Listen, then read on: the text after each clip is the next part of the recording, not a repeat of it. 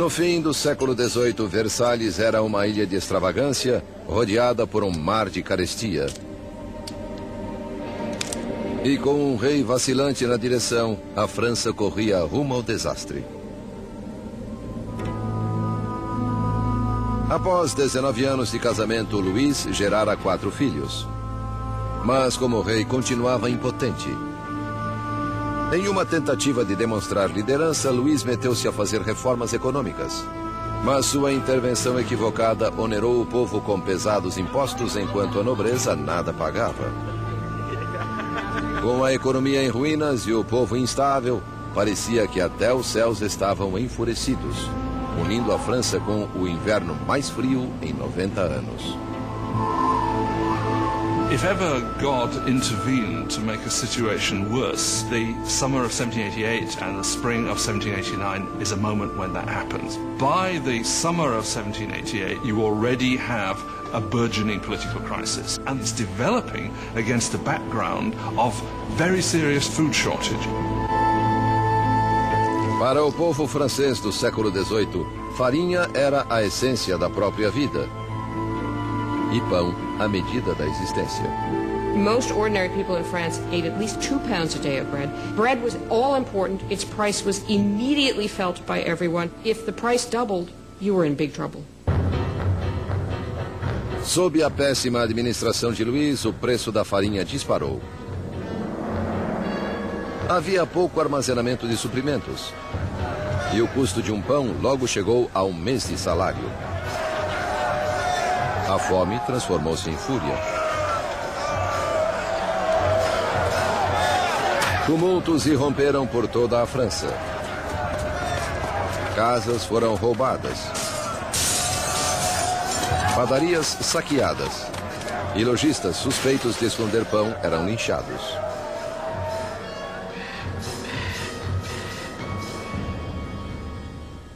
Com a economia em frangalhos, os bancos forçaram Luís a contratar um ministro das Finanças, Jacques Necker. Pensador esclarecido, Necker era popular junto ao povo de um modo como Luís nunca fora. Jacques Necker was undoubtedly the most popular minister throughout the spring of 89 because he's taken the line publicly in his writings that the government's duty is to make sure that there is enough bread and grain for everybody. Com a nação em meio a uma crise fiscal, Necker fez com que Luís convocasse uma reunião dos representantes do reino, os Estados Gerais. Era a primeira vez em 175 anos que isso ocorria. France was politically organized in something called the estates. The first estate was the clergy, the second estate was the nobility, and the third estate was everyone else. And by contemporary reckoning, the first 2 estates occupied 3% of the population, and the third estate 97% of the population. A lot of people felt it was very unfair for this third estate, which was most of the population, to only have 1/3 of the deputies.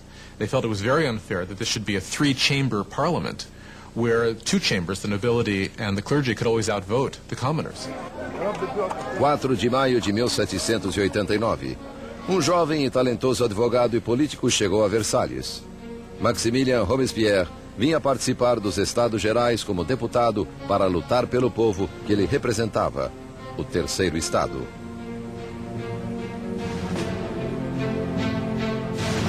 Órfão oriundo da província, Robespierre elevou-se à notoriedade acadêmica graças a uma escolaridade prestigiosa, tornando-se um orador eloquente, afetado na aparência, nunca com um cabelo ou uma frase fora do lugar. De volta à sua cidadezinha natal de Arras, as ideias iluministas que ele absorvera nos salões de Paris acharam em Robespierre uma voz poderosa como advogado interiorano para os oprimidos.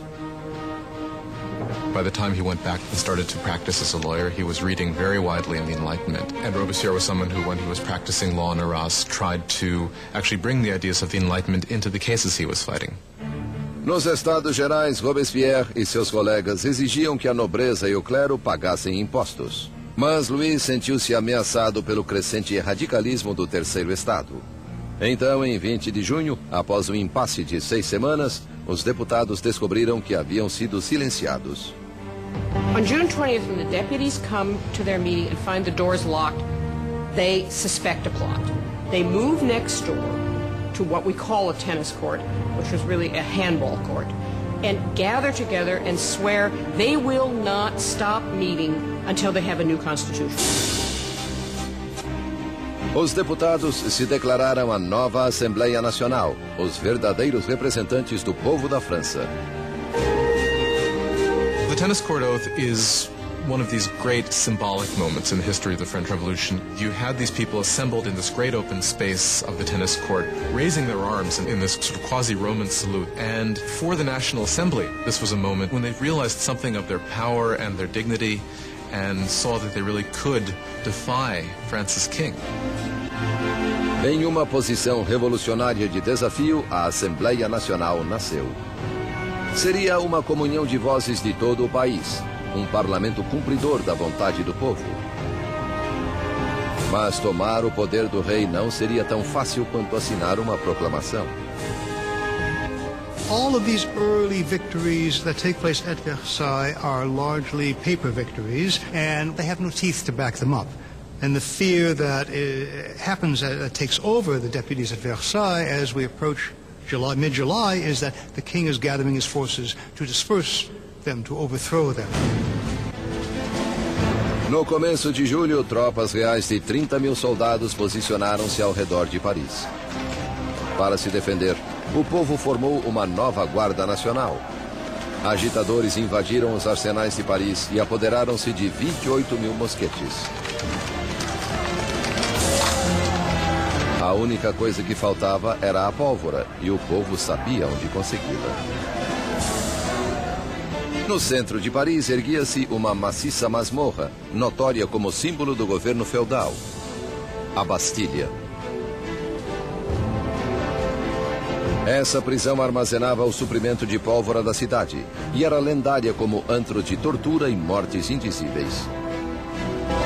The Bastille had been the great symbol of royal despotism, the great symbol of the kings of France running beyond the just limits of their own power, a symbol of horror for the people of France. Entre os agitadores houve um acesso de indignação. Louis demitiu seu ministro das Finanças, o bem-amado do povo Jacques Necker, visto como demasiado simpático às massas. Horas depois de sua demissão, os parisienses souberam que seu homem dentro do governo fora afastado. Foi a gota d'água. Em 14 de julho, turbas agruparam-se identificadas por um pequeno cocar. Vermelho e azul pelas cores de Paris, separados por branco, a cor da casa dos Bourbon. Nascia a tricolor. Entre a multidão exaltada, uma voz reverberou para a Bastilha. Attacking the Bastille means that the people of Paris are saying you cannot get rid of the new National Assembly. The people are acting, they're arming themselves, and they're basically saying we take the side of the revolution. Ao ver a turba se aproximando, o governador da Bastilha, Bernard Delaunay, tentou trancar a prisão. Ele montou uma defesa desesperada, mas os saqueadores invadiram a fortaleza e dominaram os guardas com facas e lanças. Por fim, Delaunay rendeu-se, mas a turba enfurecida o arrastou pelas ruas. A horda escarnecedora chutava-o e feria-o até que ele gritou: "Deixe-me morrer." A turba fez sua vontade. Ele levou punhaladas e tiros, e uma tradição revolucionária nascia.